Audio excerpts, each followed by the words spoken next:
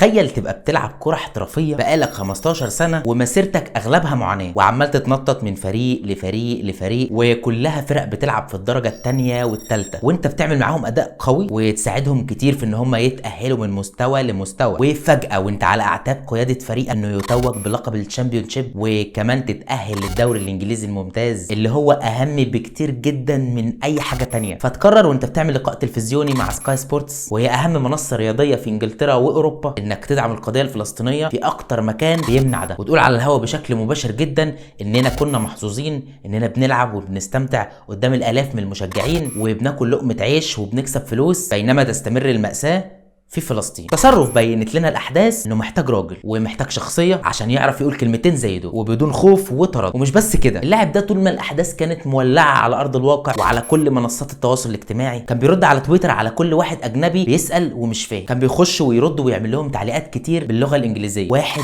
بيشرح لهم ويفهمهم ان هم مضللين وان اللي بيحصل ده اشد ظلم وعار. اللاعب اللي عمل كل الكلام ده هو سام مرسي. سام مرسي مصري الجنسيه ولكن مولود في انجلترا، عنده 32 سنه وبدا يلعب مع فرق الشباب والناشئين من وهو عنده 8 سنين. سام مرسي للمصريين اغلبهم ما يعرفوش عنه اكتر من انه محترف مصري بيلعب في انجلترا، شارك مع مصر في كاس عالم 2018 ولعب قدام الاوروجواي لما نزل بديل لطارق حامد في الدقيقه 50. سام رحلته الاحترافيه بقالها اكتر من 15 سنه من سنه 2009 واللي بدات من بورت فايل ثم تشيسرفيلد اللي كان بيلعب في الدرجه الثالثه واللي قدروا انه يقودهم للتشامبيونشيب، ثم ينتقل لويجن اتليتيك موسم كويس وموسم يطلعوه اعاره لحد ما تيجي اللحظه الصعبه، الاختبار اللي بيبين الشخص ده قد حلمه وتحمل الضغوط ولا لا. يروح ميدلسبرا ويلعب معاهم موسم وتجيله اصابه وهو على بعد خطوتين اتنين من انه يلعب دوري ممتاز ويعرضوا النادي للبيع. الدوري الانجليزي اللي هو الحلم والطموح لاي شاب ناشئ بيلعب في انجلترا في اي فريق، وبعد ما اتعرض للبيع خد قرار صعب وهو انه يروح لابسويتش تاون في الدرجه الثالثه. نادي ابسويتش تاون ده اخر ظهور ليه في الدوري الانجليزي الممتاز كان 2001 2002 معاه بطوله كاس اتحاد 77 ويوروبا ليج 80. نادي متواضع جدا زي اي نادي صف ثالث او رابع في انجلترا، ولكن القرار ده خده سام بكل اريحيه بسبب وجود المدرب باول كوك في النادي، المدرب الاقرب لقلبه من ايام ويجن اتلتيك، وفي اول موسم وبسرعه ينجح مع الفريق ويصعدوا للتشامبيونشيب وخلاص بقى على الحلم تكات. وبالفعل في الموسم اللي بعده يصنع الملحمه مع ابسويتش، يساهم في 9 اهداف وهو بيلعب خط وسط مدافع، وفي 4/5 2024 ينجح النادي في تحقيق المركز الثاني ورا ليستر سيتي في التشامبيونشيب ويتاهل مباشره للدوري الانجليزي الممتاز البريمير ليج بعد غياب 22 سنه لنادي ابسويتش تاون و15 سنه لسام. وبيتشال سام مرسي على الاعناق في الاحتفالات. وانا بحكي عن الدوريات في انجلترا وبقول الدرجه الثانيه او الثالثه ولا حتى بقول التشامبيونشيب، اوعى تفكر انها زي عندنا في مصر او في اي بلد في العالم، لا اطلاقا. الدرجه الثانيه والثالثه في انجلترا ليها حماسه وقاعده جماهيريه ومكافآت ساعات كتير قوي بتكون اكبر بكتير من اللي بتاخدها انديه الدوري الممتاز نفسها. فالموضوع لو انت حسيت ان هو سهل فده عشان انا بحكيهولك، الواقع دايما بيكون اصعب واكثر تعقيدا. هنروح بعيد ليه؟ اتفرج على اقل ماتش في ماتشات الصعود في الدوري الانجليزي او البلاي اوف زي ما بيسموها الانجليز. الماتشات حرفيا بيكون فيها مكافآت تتخطى ال 100 مليون، مشاهدات حول العالم بمئات الملايين. سام عاش حياته كلها في انجلترا، لعب اكتر من 500 مباراه وبيتكلم عربي مكسر. بعد مباراه مسجل فيها هو هدف التعادل في الدقيقه 93 وبياخد جايزه رجل المباراه والتلفزيون بيسجل معاه، بيقرر انه يدافع عن القضيه بكل شجاعه عادي، قضيه هو ما احتكش بيها زينا، القضيه اللي غيره اتربى ونشأ على ان ازاي الناس دي بتعاني ومظلومه ومضطهده في ارضها، مع ذلك الناس دي خافوا يتكلموا وحسسوا على الموضوع من بعيد لبعيد. سام اللي انتقد الاتحاد الانجليزي في قضيه دعم المثليه الجنسيه ومواقفه الكتيره اللي في الملعب والاشارات، وكمان موقفه مع اللاجئين في انجلترا، وانه دايما لما بيحب يوصف